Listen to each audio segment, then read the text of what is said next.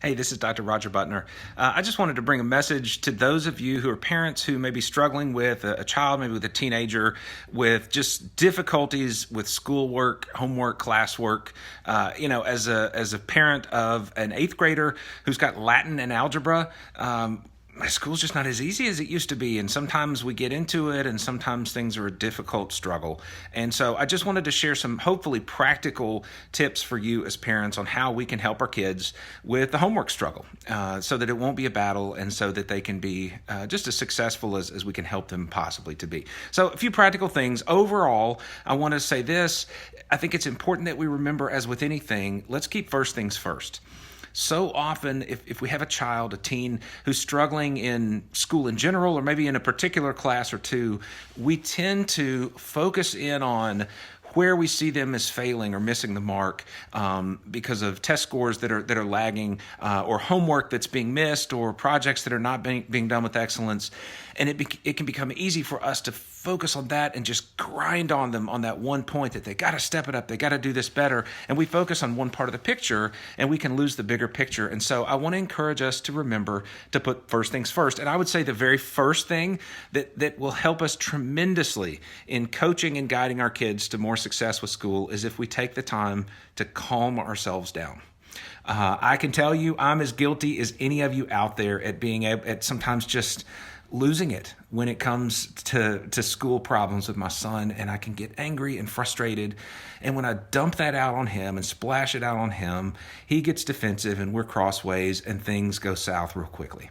But if I'll take the time to calm down first, I'm far more likely to be able to guide him in a way that's really effective and helps make a difference for him. So first thing, calm yourself down before you try to start dealing with school difficulties with your child or with your teen.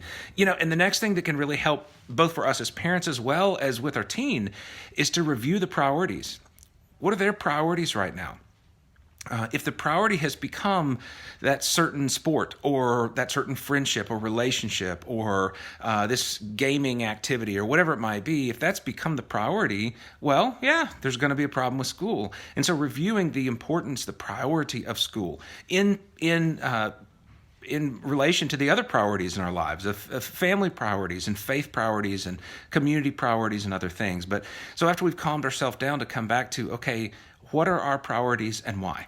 And to really talk about that in a meaningful way before we get into the particulars of algebra or Latin or science or whatever the particular subject is. Next thing that's so important that we need to do for our kids if they're struggling in any level with school is to check for distractions. Look and see, are they trying to do their work at a time or in a place where there's just too many distractions that are just setting them up for failure? Are we letting them keep devices handy that really just serve to distract and frustrate them and keep them from being able to focus on their primary task? Are we expecting them to do their work at a time when they're not at their best? They don't have their best energy. So it can look different with different kids, but one of the things we need to look at, both from a parent perspective and talk with them about, is how to minimize distractions so they can maximize their focus on school and get their work done effectively. Very important point. And then a big one that's easy to overlook, and it takes a lot of work, it can be difficult, is rather than focusing on the particular subject, the particular issue at hand that's a problem, taking the time to work on the process of how does it work for our child, our teen, to be a student. What does their study process look like? How do they approach class time? How do they take notes? Do they take notes? Where do they take notes? What do they do with them? What do they do with handouts that they get? What is their routine of looking at their online classroom? Do they have a habit of checking in with other fellow classmates who share subjects with them? So there are a lot of things in the process of studies that, rather than focusing on one subject, if we'll help them to develop as students overall and to develop a more effective process, then they'll be more effective in each subject that they're having to face. And finally, encourage your teen to speak up and be their own advocate, to ask for help when they need it. So often we want to be the one to swoop in and tell them when they need help, or tell them we're going to do this, or it's time for a tutor, or whatever the case may be. Some kids just don't want to ask for help. Some parents don't want to ask for help. I know I'm in that club. If we can encourage our kids that there is no shame in speaking up and asking for help when they need it, we will help them be far more successful in life, well beyond this semester. Whether it's asking us as their parents for help, asking that teacher for help, asking for help in along the lines of a tutor or some other kind of study help. But if we can help them grow in these kind of disciplines to just become better people and students overall, then we don't have to beat our head against the wall on relearning, that subject that we've forgotten for the last 20 or 30 years because we haven't had to take it ourselves. So just a few things that I hope will be helpful to you.